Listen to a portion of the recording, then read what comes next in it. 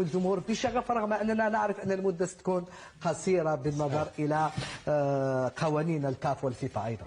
حتى فيه صحيح إن شاء الله يكون حفل في المستوى، ولكن راح يكون مغاير. نأكد بأنه راح يكون حفل إن شاء الله مميز، راح يمثل كل يعني المناطق وطننا، لأنه الجزائر قارة فيه العديد من الثقافات في كل المناطق متنوعة.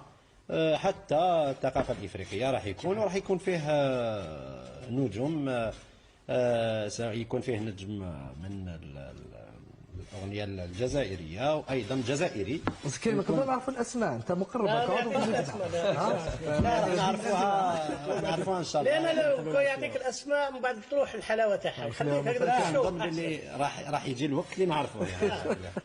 لأنه راح يحل بالجزائر والناس راح تعرف بأنه صحيح. وفيه بعض النجوم أيضا من نجوم كرة القدم الإفريقية يكونوا حاضرين إن شاء الله، سواء في حفل الافتتاح أو حتى خلال البطولة وحتى في حفل الاختتام.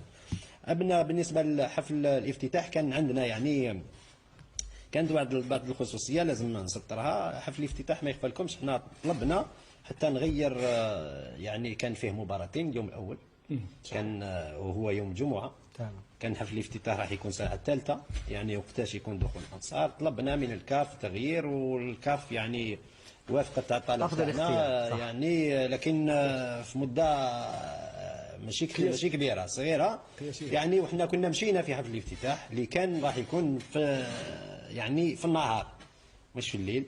معناها راح يكون حفل الافتتاح، كنا من الافضل لو كان عندنا معلومه بانه راح يكون في الليل، راح يكون فيه يعني دوتر زيفي اللي يكونوا واجدين، راح نحاولوا نلحقوا نضيفوهم في حفل الافتتاح.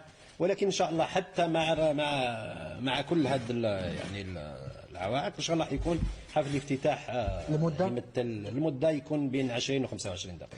البرنامج فني ثقافي رياضي كل شيء فيه ربع مراحل. راح يكون يعني التراث الجزائري، بعدها تراث افريقي ايضا، وفيه مفاجاتين في الاخير لانه فيه اللي قلت هاد النجوم اللي راح تكون، وفيه مفاجاه اخرى اللي عندها علاقه يعني ايضا مع الملعب.